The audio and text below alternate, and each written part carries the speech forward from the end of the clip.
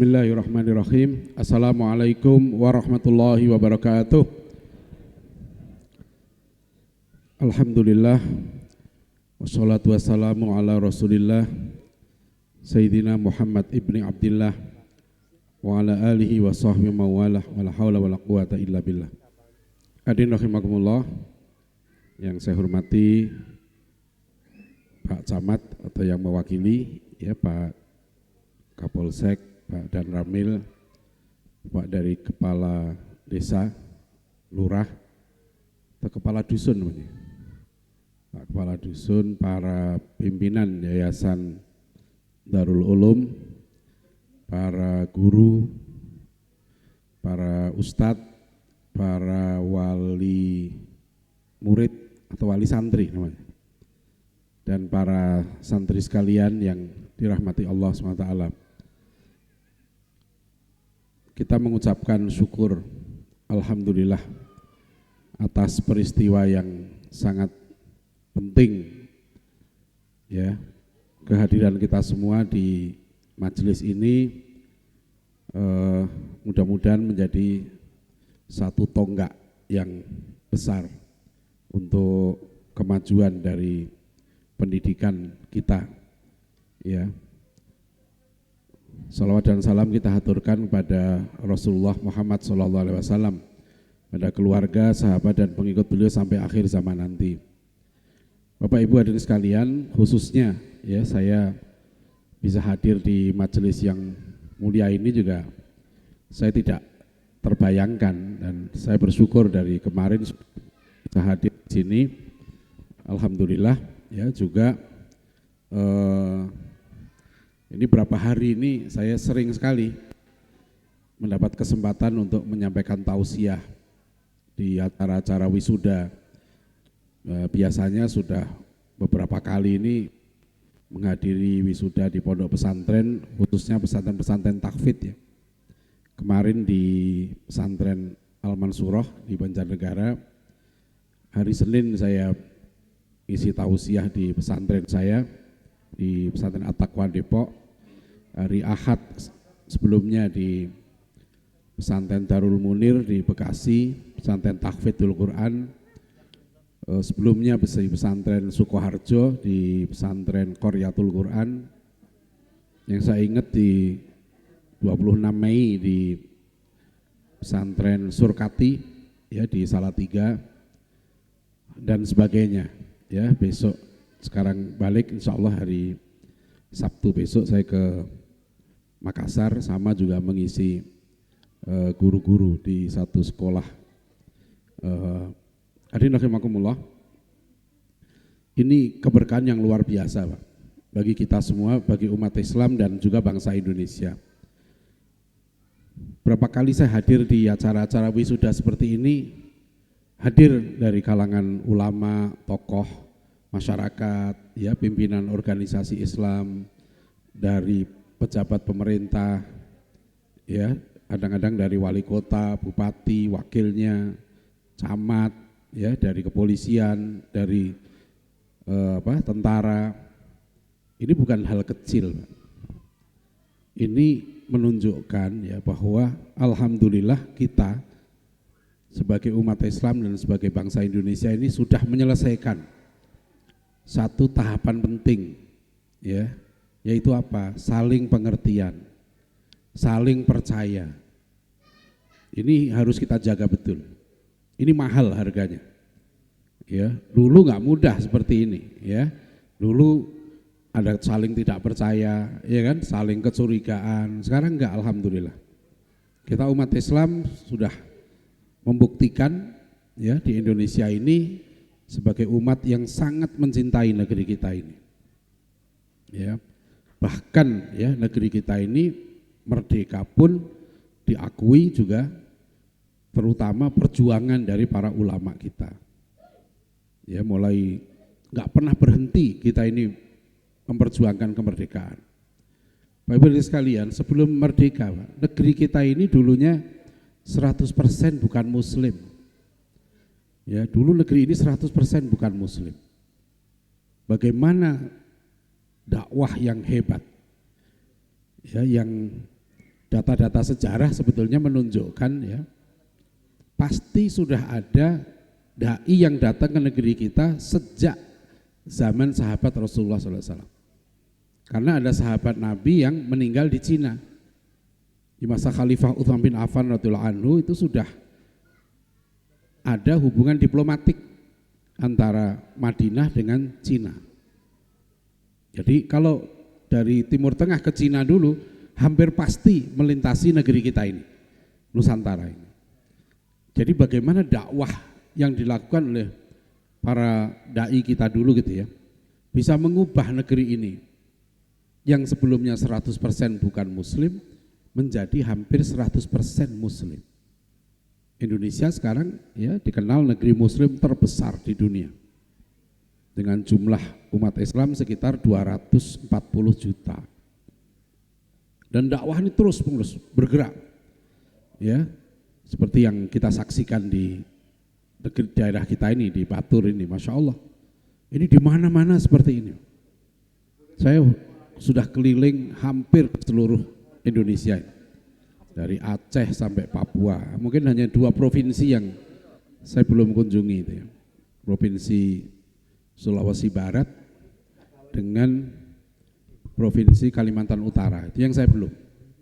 Ya, semua Papua, Maluku Utara, Maluku, ya, ke NTT. Saya belum lama juga ke Pulau Buru, ya, ke Morowali. Saya bersyukur dari saya. Ya, di Morowali kami baru mendirikan sekolah Islam di tengah suku terasing. Waktu itu saya datang dengan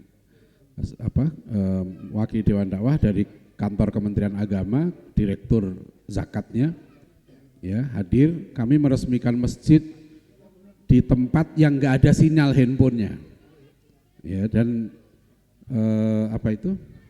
untuk membawa semen ke daerah itu ongkosnya per kilonya 5.000, ya, ngangkut semennya di situ. Jadi lebih mahal ongkos angkut semennya daripada harga semennya, ya, karena saya sampai dorong mobil 3 kali, ya. Jadi memang semangat seperti ini, Masya Allah.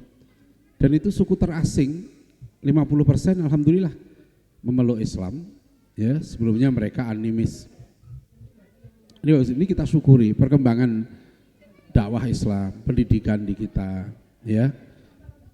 Dan uniknya lagi negeri kita ini seluas dan seberagam ini, ya, itu bisa disatukan dengan satu agama, satu mazhab Ahlussunnah wal Jamaah, dan juga satu bahasa.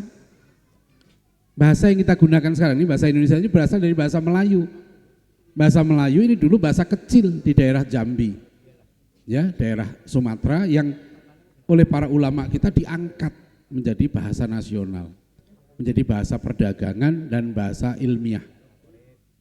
Ulama-ulama kita dulu menulis kitab dalam bahasa Arab Melayu. Ini juga makanya pesantren saya, SD saya sekarang melestarikan, karena saya merasakan, saya dari kecil dulu belajar Arab Pegon, Arab Melayu. Ya, kalau anak saya 2 tahun kuliah di Malaysia, tinggal di Kuala Lumpur. Selama 2 tahun anak saya juga di sana belajar namanya huruf Jawi. Ya, sekarang bahkan kami bekerja sama dengan Akademi Jawi Malaysia. Jadi kalau di Malaysia ada bahasa Jawi, Pak. Ya, Arab Pegon, Arab Melayu itu huruf Jawi. Nah, itu sekarang kami hidupkan. Anak SD wajib harus mengerti membaca huruf Jawi itu, ya. Hurufnya Arab tapi bahasanya Melayu. Nah, dari kecil dulu saya waktu di pesantren juga membahas itu, belajar baca kitab, ya, dengan dulu istilahnya ngesai, ya, itu bahasa Jawa. Ya, alhamdulillah utawi sekayang puji iku lillahi kagungane Allah. Nah, ini sistem membaca kitab yang luar biasa itu. Ya. Ar-Rahmani Kang. Nah, itu harus tuh, naat harus ada istilahnya, ya kan? Utawi mubtada, iku khobar, Kang naat. Nah, apa nih? Nah, itu apa namanya?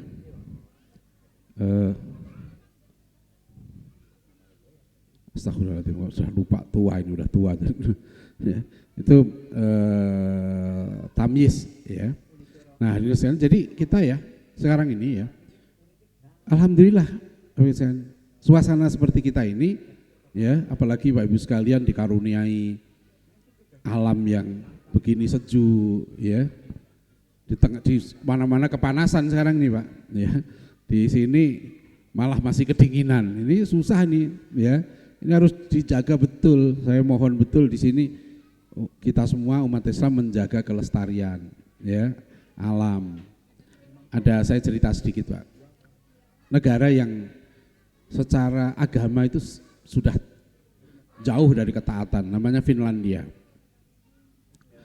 Negeri kita ini Bapak Ibu sekalian ya, sudah dijajah ratusan tahun Pak. Mau dimurtadkan ya kan, mau diganti agamanya, ternyata nggak bisa. Ya. Kemudian apa namanya, disekulerkan, dijauhkan dari agamanya. Maka dulu kan Belanda itu bikin sekolah-sekolah. Sekolah-sekolah dulu itu memang dibuat oleh Belanda untuk apa? Salah satu tujuannya apa? Menjauhkan umat Islam dari genggaman agamanya. Karena dulu Belanda berpikir gini, selama orang Islam ini masih taat pada agamanya, ngelawan terus, gitu loh. Nggak pernah nggak ngelawan. Ulama ini terus menggerakkan supaya melawan penjajahan. Nah, makanya kemudian dibikinlah pendidikan sekolah-sekolah Belanda yang kualitasnya bagus sampai universitas, tapi mereka jauh dari agamanya. Ya, lahirlah kemudian dari sekolah-sekolah itu, dari kampus itu orang-orang Muslim yang dia agamanya Islam, tapi sudah nggak sholat, ya, sudah apa namanya, akhlaknya sudah seperti orang Barat. Ya, mereka sudah pergaulannya bebas. Itu memang sengaja dibuat, ya, sampai Snugorogronya, ya, seorang tokoh orientalis yang sampai ganti nama menjadi Abdul Ghaffar, belajar ke Mekah. Nah, itu merancang bagaimana melemahkan umat Islam Indonesia. Nah, ulama kita hadirin sekalian nggak berdiam diri.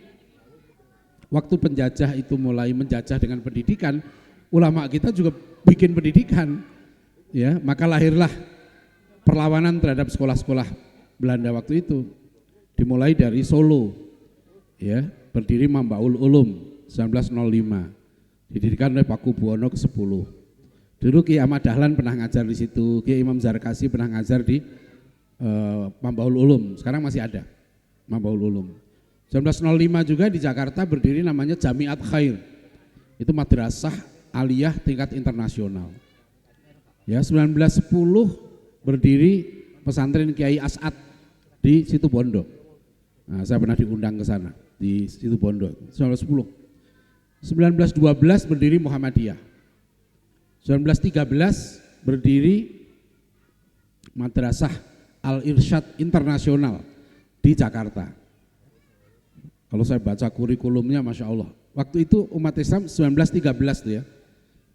Madrasah Al-Irsyad ini guru-gurunya sudah berasal dari Mesir, dari Tunis, dari Sudan, dari Turki. Ulama-ulama internasional. Nah, itu 1913. 1914 Al-Irsyad mendirikan madrasah di Surabaya, yang sekarang jadi Masjid Al-Irsyad Surabaya itu dekat Ampel. Nah, itu 1914. Ya, 1918 Kiai Ahmad Dahlan mendirikan Wekskul Muhammadiyah, sekolah guru Muhammadiyah.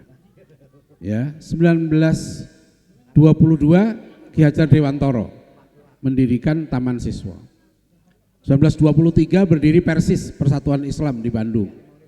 Ya, di Padang Panjang berdiri Diniyah Putri. Maaf, bukan Diniyah Putri. Iya, Diniyah Putri Padang Panjang, Diniyah School, oleh seorang ulama wanita namanya Rahmah El Yunusiah. Rahmah El Yunusiah ini hebat, satu-satunya perempuan di dunia ya yang waktu itu diberikan gelar Syaikhoh atau ulama perempuan oleh Al-Azhar Kairo. Jadi gara-gara di Padang Panjang berdiri Diniyah Putri Padang Panjang itu, maka kemudian Al-Azhar Kairo mendirikan Kulliyatul Banat.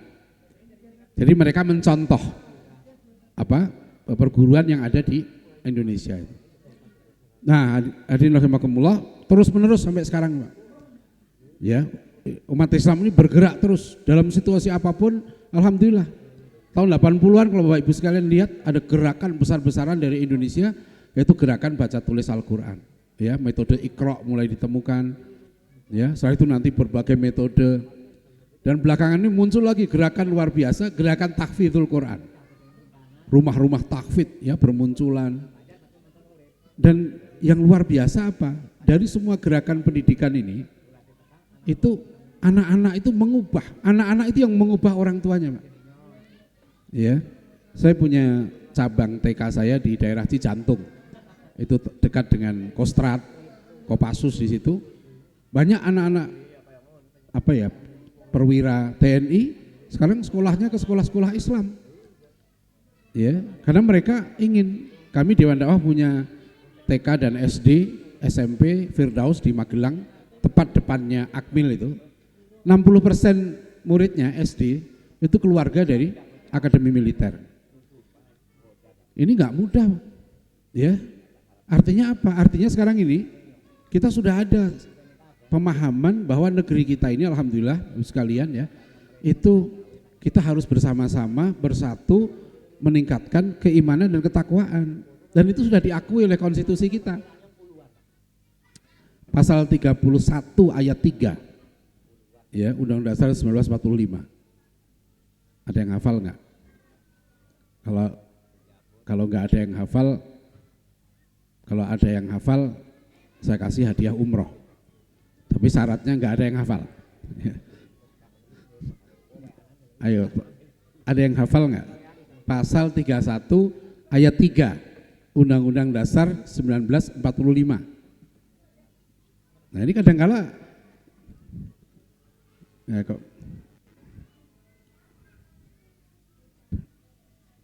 ini Menteri Pendidikan belum tentu hafal nih. Jadi habis sekalian ini penting sekali. Ini waktu saya diundang di Lembaga Pengkajian MPR tahun 2017 tentang pendidikan nasional, saya sampaikan, kita ini jangan lupa bahwa konstitusi kita, Undang-Undang Dasar 1945 itu ada ya, pasal 31 ayat 3 bunyinya apa? Pemerintah mengusahakan dan menyelenggarakan satu sistem pendidikan nasional yang meningkatkan keimanan dan ketakwaan serta akhlak mulia dalam rangka mencerdaskan kehidupan bangsa yang diatur dengan undang-undang.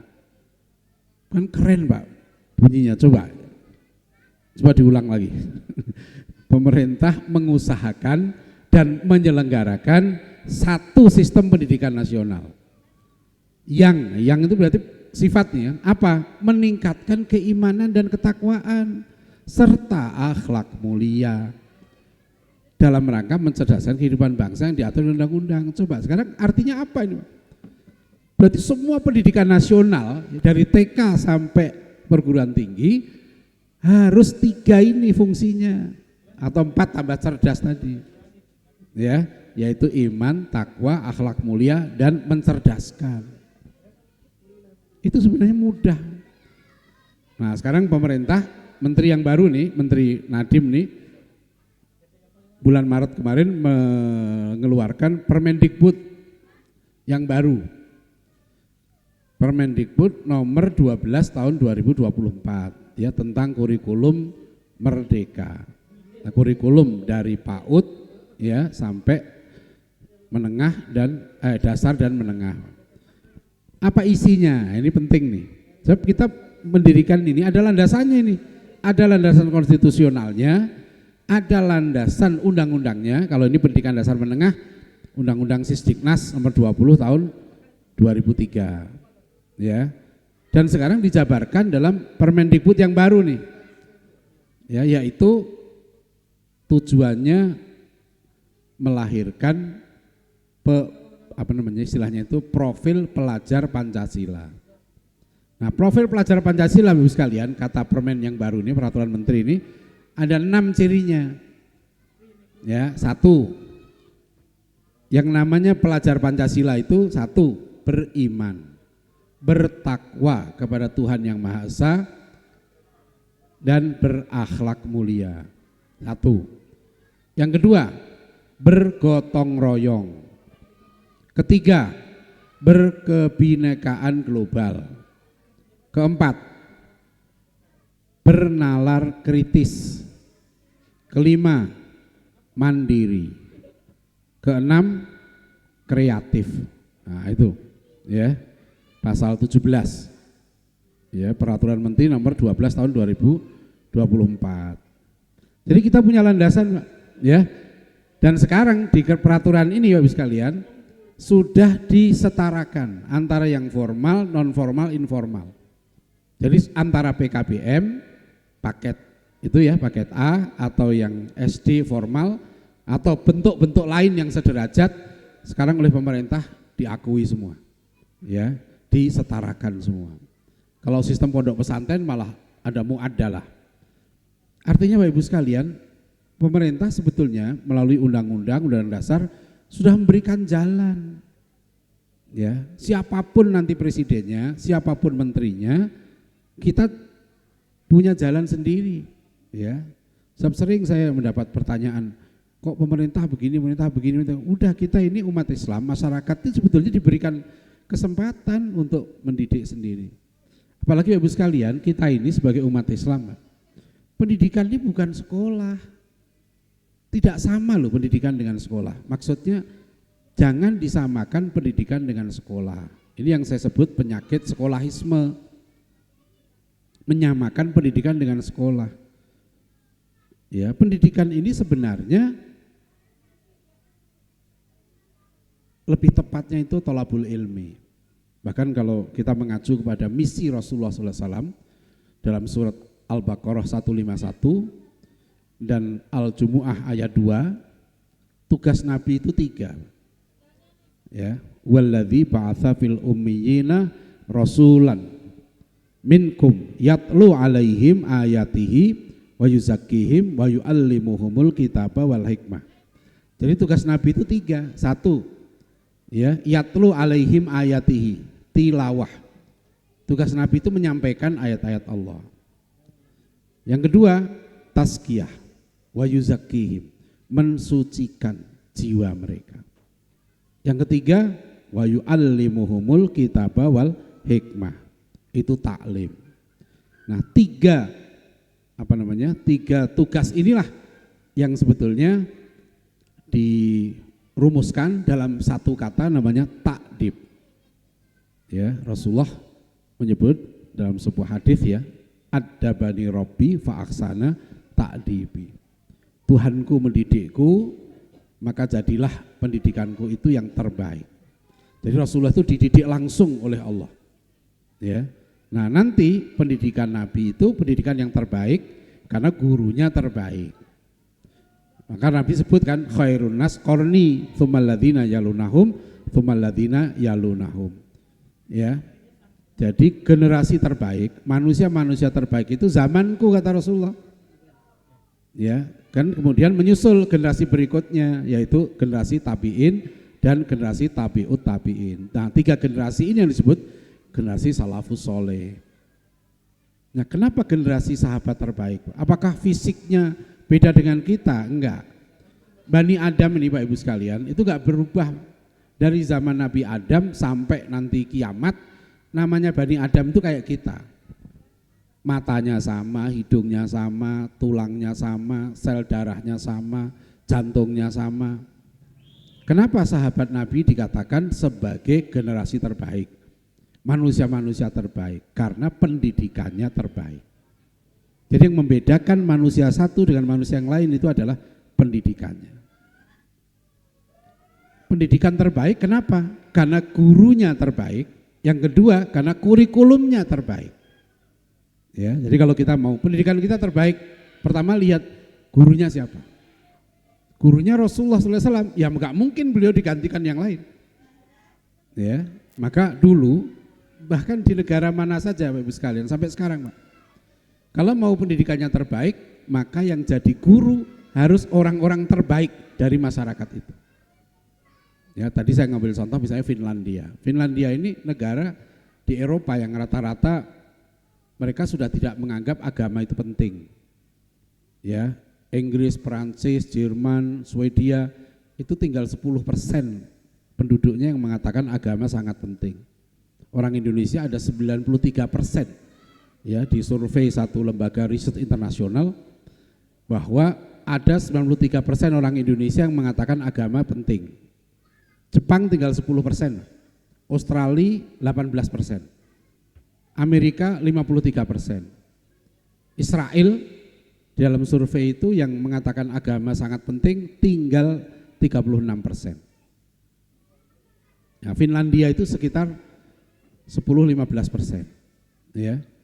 Nah, tapi Finlandia ini oleh PBB 7 tahun berturut-turut ditetapkan sebagai negara paling bahagia. Ya, ada yang bilang pendidikannya terbaik. Kenapa? Di Finlandia memang yang jadi guru itu kalau kuliah Pak, 10 ranking teratas baru bisa jadi guru. Cuma memang mahal di sana ya. Gaji kepala sekolah SMA kira-kira kalau dirupiahkan 200-an juta per bulan. Ya, di Finlandia itu. Tapi yang bisa jadi guru yang top. Ya, Jepang juga begitu. Dulu kita begitu, Pak. Sampai tahun 70-an yang bisa jadi guru di negeri kita ini orang-orang terbaik. Dulu tahun 60-an ya, ada seorang dosen ITS cerita ke saya, dia udah 70-an tahun umurnya. Dulu dia lulus SMP di Surabaya tahun 62. Kalau anak pinter dari SMP dulu enggak ke SMA, dia langsung daftar ke namanya SGA, Sekolah Guru Atas. Kata beliau ini, rapot saya dilihat, ijazah saya dilihat oleh kepala sekolah, dinyatakan tidak layak jadi guru. Gitu ya. Nah, karena nggak layak jadi guru, dia daftar ke SMA terbaik.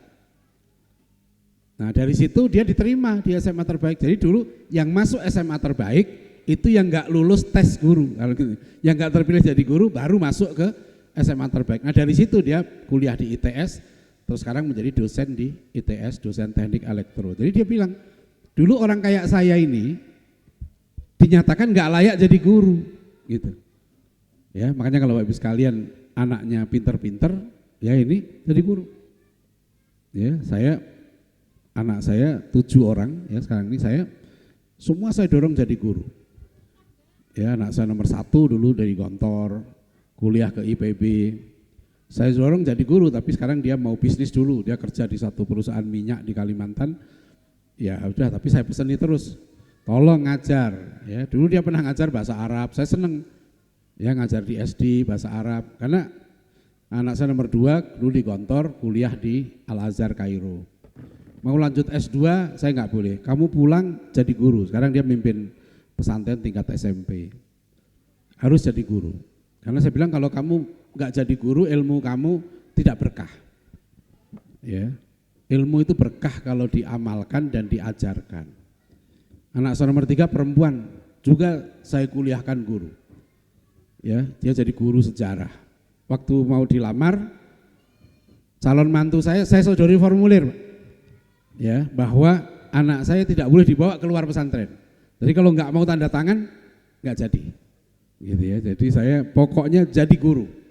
Ya, kebetulan calon mantu saya itu guru juga, tapi saya suruh berhenti di luar, sekarang hanya ngajar di pondok.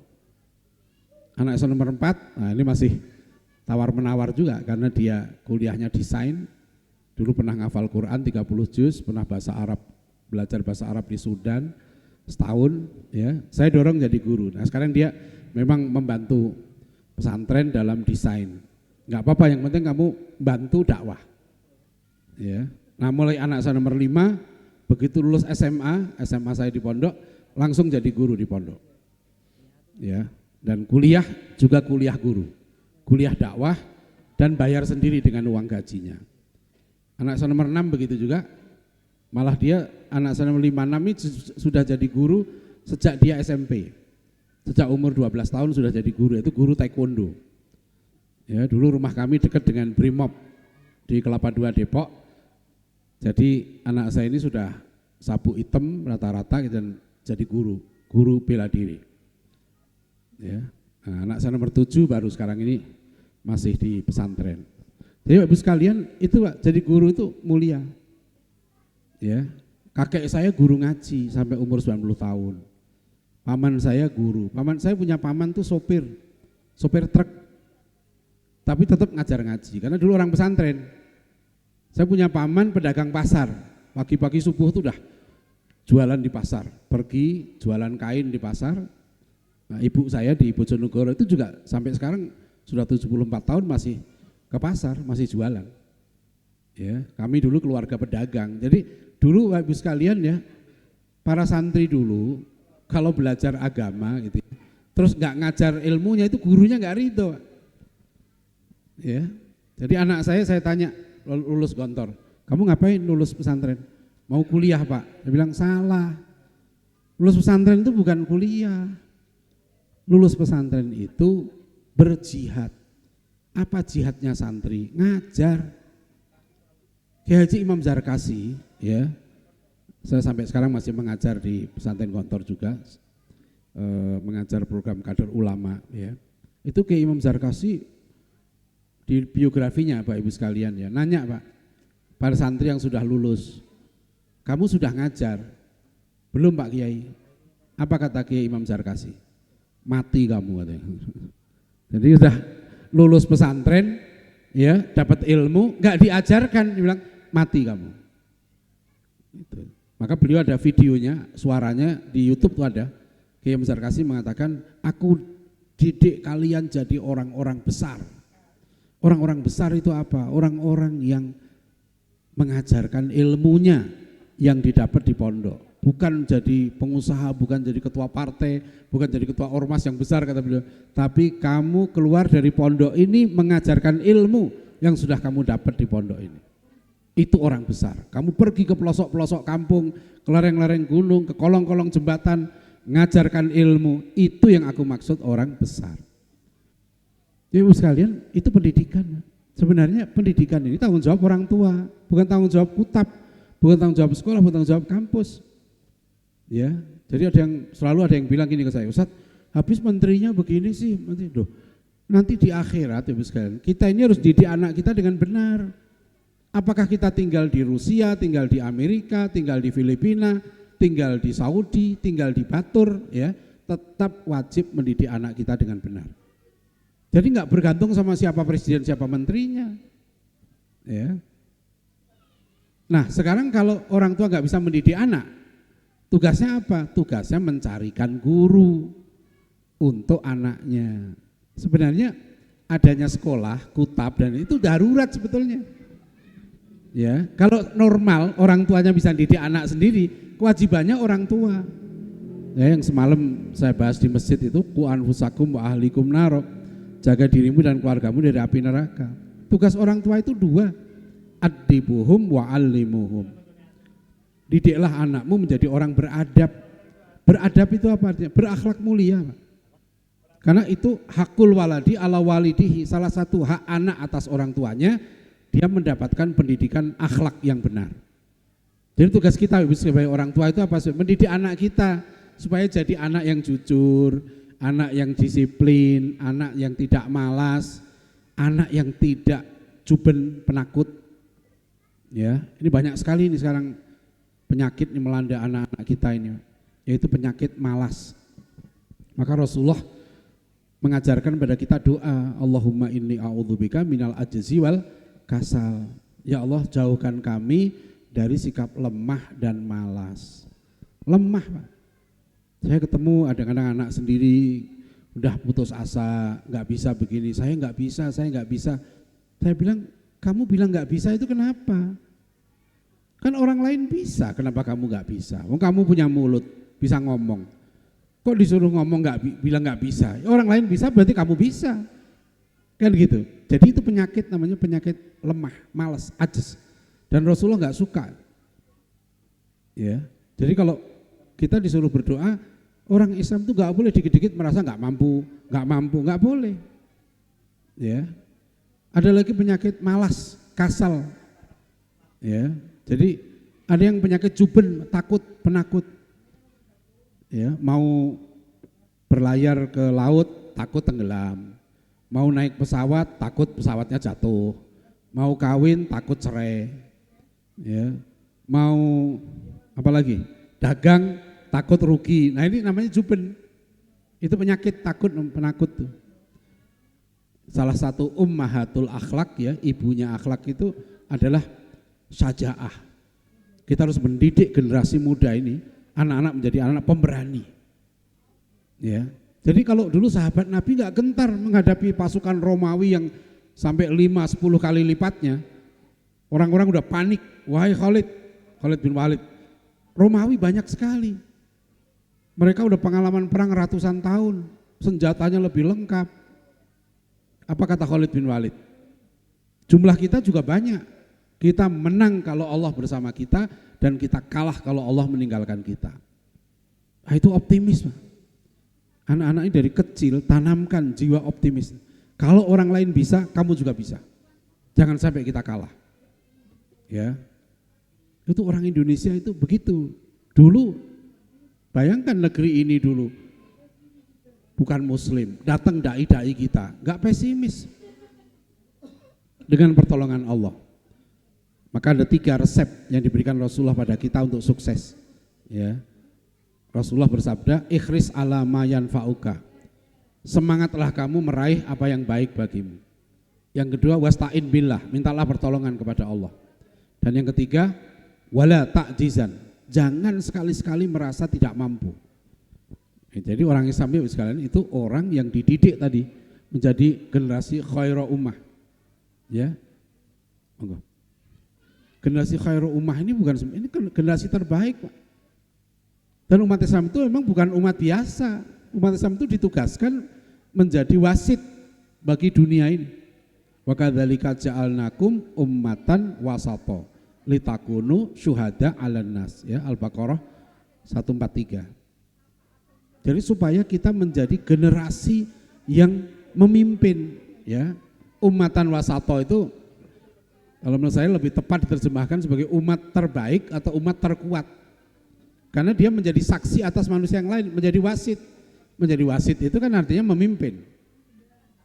Maka Rasulullah SAW mendidik para sahabat beliau menjadi manusia-manusia terbaik tadi yang kekuatannya 10 kali lipatnya bangsa Romawi. Ya, jadi saya mengusulkan kepada Kutab ini, ya, apa ini, Kutab Darul Ulum, ya, ini sudah ada bela dirinya belum? Apa bela dirinya? Tapak suci, ya udah. Itu benar, Pak. Ya, waktu kami mendirikan SMP, maka kami kurikulumnya 3 saja kami batasi. Porosnya 3. 1 adab, yaitu akhlak mulia. Ya, yang kedua kitab itu literasi. Anak itu yang penting seneng ilmu, seneng baca buku. Ya, bagaimana mendidik anak? Jangan anak dicekoi terlalu banyak, akhirnya dia malas. Nah, itu bahaya. Guru harus pinter mengatur, jangan melebihi porsi. Ya, sebab kalau dia sudah jenuh, kebanyakan materi, dia nanti malas jadinya. Ya, jadi akhirnya malas baca, malas berbuat. Nah, itu berarti salah metode. Ingat di pondok kan, ya, kita diajarkan mahfudhat yang terkenal. At-thariqah ahammu minal madah, wal ustad ahammu minat thariqah, waruhul ustad ahammu minal ustad. Metode lebih penting dari materi. Guru lebih penting daripada metode. Jiwa guru lebih penting daripada guru itu. Ya, jadi ini penting sekali, ya, kita sudah melakukan ini, jangan sampai kita gagal nanti. Materinya banyak gitu, ya. Boleh saja, Pak, asal anaknya mampu dan menikmati. Makanya Ki Hajar Dewantoro membagi pendidikan itu menjadi 4 jenjang. Taman indria, taman muda, taman dewasa, taman guru, taman pamong. Ya, dia menggunakan jenjang seperti tasawuf dari syariat. Nah, dibalik oleh Ki Hajar Dewantoro. Biasanya kalau syariat, tarekat, hakikat, makrifat. Oleh Ki Hajar dibalik, dari syariat ke hakikat, baru tarekat, baru makrifat. Misalnya alasan Ki Hajar kenapa jenjang pendidikan taman dewasa itu SMP SMA 14 sampai 16 tahun itu tarekat. Karena dalam tarekat kata beliau ada pemaksaan. Jadi boleh kata beliau, di jenjang anak sudah akil balik itu harus dipaksa untuk disiplin. Ya. Tapi di jenjang anak-anak TK SD ini maka dia yang penting menjalankan syariat. Ya. Dia jangan dipaksa dulu tapi dibiasakan. Ki Hajar Dewantara senang dengan teori Montessori. Ya, Montessori, tapi Montessori ini tidak kurang kata beliau, yaitu aspek ketuhanannya. Karena Ki Hajar Dewantara tetap ya tujuan pendidikan itu membentuk manusia yang bertakwa, ya berbudi pekerti. Ya itu jadi kita banyak contoh ya dari Kiai Hasyim Asy'ari menulis kitab yang sangat bagus, Adabul Alim wal Muta'alim, adab guru dan murid. Kiai Haji Ahmad Dahlan memberikan contoh langsung ya dengan pendidikan beliau dan akhirnya beliau memiliki murid-murid yang sangat hebat yang nanti mampu mengembangkan gerakan Muhammadiyah di negeri kita ini. Jadi ada banyak contoh, Pak. Nah, oleh karena itu sekalian ya dengan potensi yang sudah ada ini di Batur ini ya. Ini saya berharap ini Batur ini bisa menjadi pusat peradaban, Pak. Sekarang Bapak Ibu sekalian nggak ada daerah dan pusat lagi, Pak. Internet sekarang sudah mendunia. Di mana ada internet masuk, kita sudah jadi warga global. Jadi antum sekarang di Batur ini sudah sama dengan di Jakarta. Sekarang ini mau ibu kota dipindah ke Kalimantan, ke Jakarta, nggak begitu berpengaruh. Karena sekarang ini semua bacaannya sama. Iya kan? Sekarang ini sama. Jadi di Batur ini saya sudah membayangkan ya, insya Allah 20 tahun lagi di sini akan berdiri satu universitas internasional. Ya. Anak-anak yang antum didik sekarang kan umur berapa? Lulus ini 12 tahun kan. 2045 kita masuk Indonesia Emas 100 tahun. Mereka sudah umurnya 30-an tahun. Ya kan? 30-an tahun itu kan saatnya memimpin.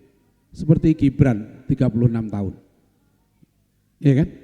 Dan itu ada orang bilang Gibran itu terlalu muda. Enggak. Pendidikan kita yang sekarang ini terlalu tua. Dulu menteri-menteri kita umurnya 30-an tahun. Ya.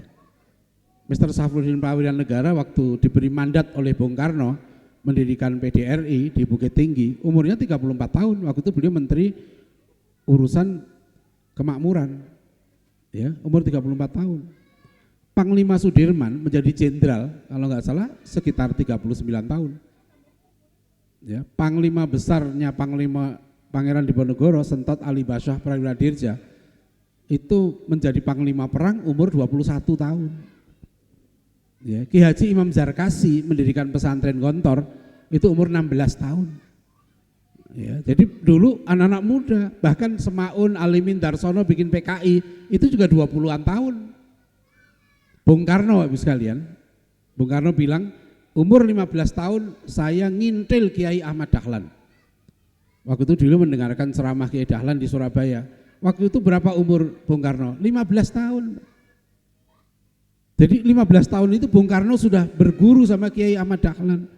15 tahun itu beliau sudah mondok di rumah Haji Umar Said Cokro Aminoto. Dulu anak-anak muda, Haji Agus Salim diangkat sebagai pegawai konsul di Jeddah. Waktu itu nggak ada orang pribumi dipercaya jadi pegawai konsul di luar negeri. Haji Agus Salim waktu itu umurnya 20 tahun.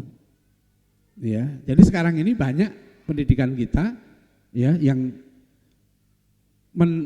anak itu umur 18 tahun. Nah ini terlambat. Ada pakar pendidikan di Bandung namanya Profesor Nanang Fatah. Beliau sudah lama mengusulkan ke pemerintah ya supaya pendidikan kita diperpendek, SD 4 tahun, SMP 2 tahun, SMA 2 tahun. Menurut beliau itu akan menghemat anggaran pendidikan yang luar biasa. Jadi menurut Prof. Nanang Fatah ini itu belum lama disampaikan kepada Komisi 10 DPR karena saya dikirim videonya. Ya. Itu terlalu lama anak-anak ini di sekolah. Akhirnya enggak mandiri. Lambat dewasanya. Ya. Saya sudah coba satu anak saya waktu itu bisa kuliah umur 15 tahun, umur 19 tahun selesai S1, 22 tahun selesai S2. Dan bisa mandiri. Kenapa? Karena anak ini kami didik mandiri. Di rumah Dia memang pakai sistem homeschooling ya, di rumah itu kerjaannya apa? Masak, ngasuh adik ya. Jadi ternyata itu penting sekali. Nanti dia membantu masalah keuangan, dia kursus, dia ini, latihan bela diri. Jadi anak itu merdeka. Nah, kurikulum merdeka ini saya lihat arahnya ke sana, cuma masih belum tuntas ya. Udah pendidikan itu percayakan kepada orang tua, percayakan kepada guru. Ya, ini yang kita usulkan supaya sekarang sudah zaman disrupsi. Jadi Bapak Ibu sekalian ya, di sini Bapak Ibu sekalian yang Bapak Ibu sekalian lakukan, berkumpul di sini dengan kutab, tadi Pak Jamal menyebut di berbagai tempat tuh kan, itu Masya Allah, ini potensi, ini potensi besar ya. Jadi nanti ini harus terus menerus. Apa yang kemudian saya usulkan di sini, Bapak Ibu sekalian harus serius membangun SDM, Pak. Ya, jadi jangan hanya gedungnya, gedung itu gampang, tapi yang paling penting adalah SDM-nya. Ya, jadi didik anak-anak ya, atau sekarang guru-guru terutama itu menjadi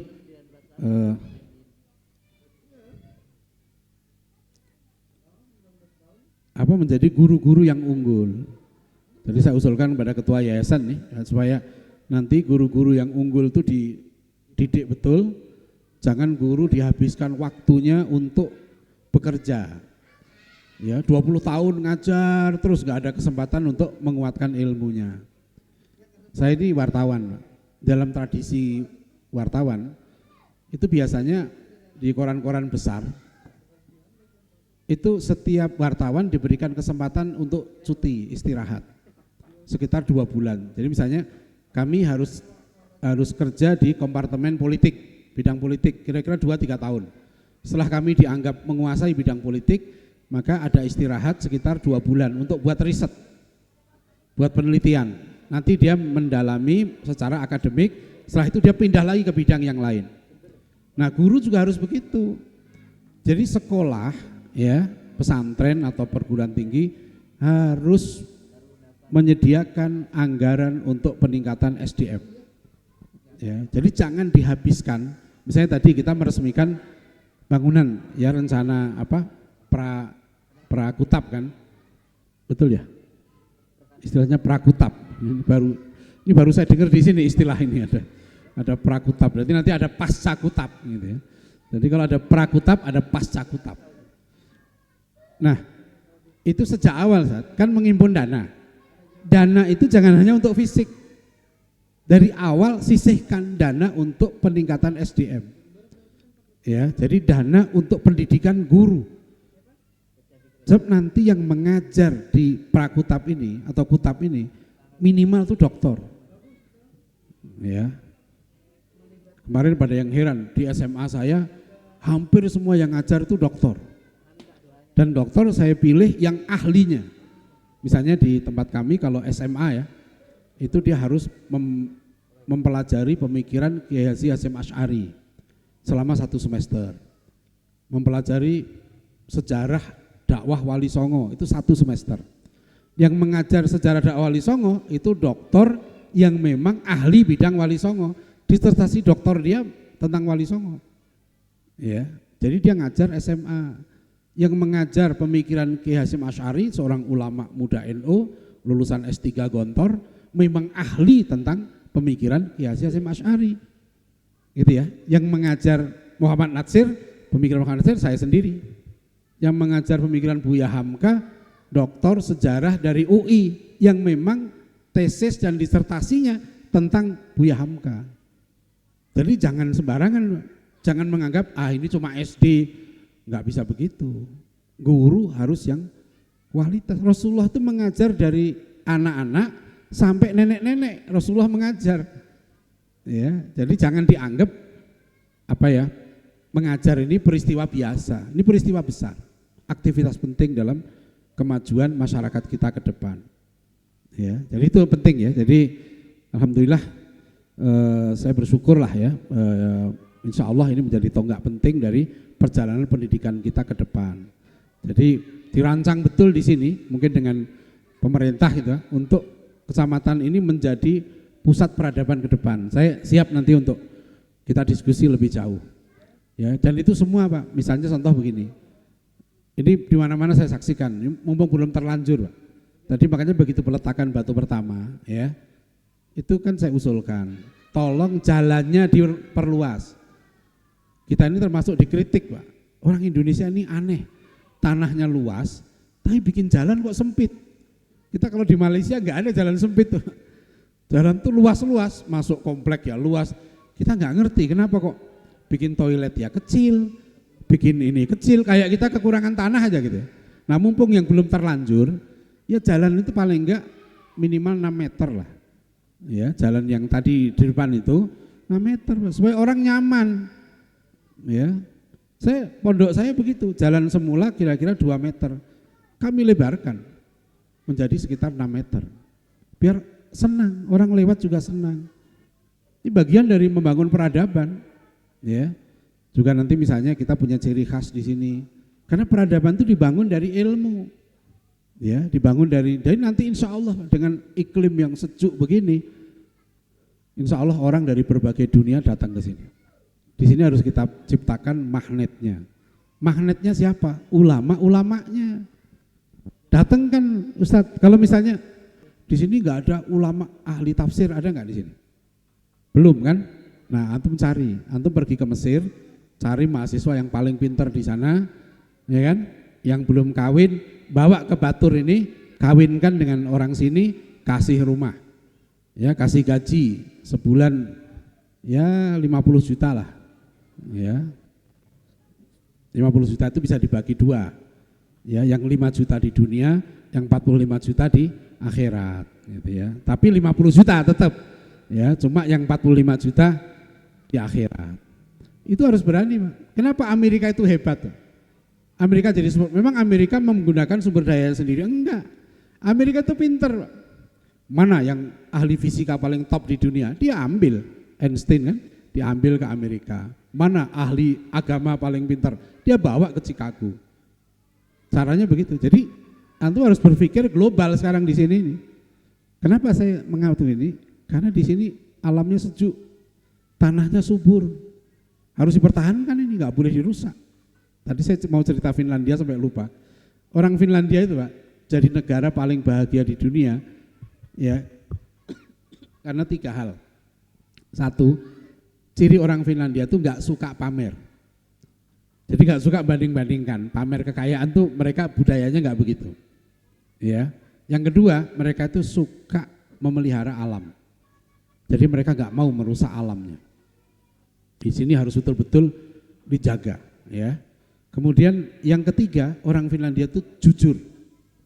Nah, ini jujur. Finlandia termasuk salah satu negara di dunia yang diakui tingkat kejujurannya sangat tinggi. Ada surveinya. Di Finlandia Pak, di kota Helsinki ibu kotanya disebarkan 12 dompet. Ada isinya, ada alamatnya. Di tempat-tempat umum yang kembali ke pemiliknya itu 12. Dari 14 dompet disebarkan, ya, yang kembali ke pemiliknya 12. Nah, antum tes di Kecamatan Batur ini, ya, sebarkan 15 dompet, isi uang 1 juta, taruh di tempat-tempat umum, pinggir jalan, terminal, mana gitu. Nanti yang kembali ke pemiliknya berapa? Ya. Kalau itu yang kembali mendekati 15, itu bagus. Berarti tingkat kejujuran masyarakat sini tinggi. Kalau masyarakat jujur Ibu sekalian, ya, terjadilah trust. Kata Rasulullah, alaikum bis sidqi. Fa inna sidqa yahdi ilal birri wal birru yahdi ilal jannah. Ini kalau Bapak Ibu sekalian laksanakan betul di masa sepakat Pak, kita bertekad menjadikan masyarakat Batur masyarakat yang jujur, top. Ya, nggak usah banyak-banyak karakter deh yang akhlak ini. Pertama jujur, habis-habisan. Pokoknya kalau dia nggak jujur segera dihukum. Ini orang akan nyaman di sini. Ya, saya pernah naruh motor di adik saya itu di Malaysia itu di Kedah, namanya Kedah Darul Aman. Ternyata motor Pak, ditaruh berapa hari di parkiran itu nggak hilang. Cuma helm di sana suka hilang di Malaysia itu, heran juga. Motor nggak hilang tapi helm suka hilang. Kadang-kadang orang Malaysia itu ke mall helmnya dibawa. Ya, kenapa begitu? Helm malah bisa hilang, tapi motornya nggak hilang. Nah, kita harus jujur, Pak. Ya, kita jujur. Yang kedua, cinta kebersihan, peduli. Ya, jangan sampai, misalnya ini contoh saja ya, bahwa misalnya dari Kutab dan lain-lain sepakat kita tegakkan akhlakul karimah. Nah, yang ketiga adalah tidak malas. Ya, ini terakhir. Oh, udah lewat jam 10. Saya harus balik. Jadi terakhir nih. Jadi saya pernah, ini cerita saja. Saya pernah ngisi kuliah di Solo dengan seorang profesor dari ITB. Sang profesor ITB ini menceritakan pengalamannya keliling dunia. Salah satunya di Solo, di Seoul, Korea Selatan. Ketemu dengan seorang profesor di sana. Profesor Korea itu ngajari mahasiswanya gini, kalian jangan malas seperti orang Jepang. Nah, keren kan? Jadi malas itu kayak orang Jepang standarnya. Jadi orang Korea bilang, kamu jangan malas kayak orang Jepang. Udah unggul dia, top. Jadi kunci kemajuan itu nggak malas. Nah itu kan. Nah makanya kan itu Ustadz ya. Dan satu lagi yang saya sampaikan, ini mohon maaf, tentang integrated education. Jadi pendidikan akhlak ini Ibu sekalian itu baru bisa tercipta kan ini Al-Quran dan akhlakul karimah, karena wujud dari Al-Quran itu diamalkan dan hasilnya itu akhlakul karimah seperti Rasulullah SAW itu. Gimana supaya akhlak ini terjadi ya pendidikan kita? Pendidikan jangan terbatas di sekolah. Jadi anak itu kalau di laporan Kutab ini mudah-mudahan ini sudah dilaksanakan, harus ada laporan mulai dia bangun tidur. Buat form aja, buat laporan, nanti orang tuanya yang menandatangani, ya kan? Jadi nanti yang tanda tangan 3 di laporan itu, orang tua, anak, guru. Ya, misalnya bangun tidur, baca doa, ya atau tidak. Sholat subuh berjamaah, ya atau tidak. Sholat duha, ya atau tidak. Ya kan? Sholat rawatib, ya atau tidak. Jadi amalan harian itu dilaporkan, dibuat catatan. Ya, kalau ini bisa dilaksanakan, ya, masya Allah, insya Allah betul-betul akan lahir generasi yang hebat ke depan. Ya, generasi yang cinta ilmu, ya, generasi yang cinta adab, akhlakul karimah, dan generasi yang dia pekerja keras. Ya, demikian mudah-mudahan ada manfaatnya. Sekali lagi terima kasih atas kesempatan untuk saya bisa hadir di tempat yang sangat sejuk, ya, tempat yang masya Allah ya, semangat ibadah, semangat mencari ilmunya cukup tinggi. Ini bisa menjadi model dari tempat-tempat yang lain di negeri kita ini. Ya, mudah-mudahan Allah Subhanahu Wa Taala memberikan perlindungan pada kita semua. Billahi taufik wal hidayah. Assalamualaikum warahmatullahi wabarakatuh.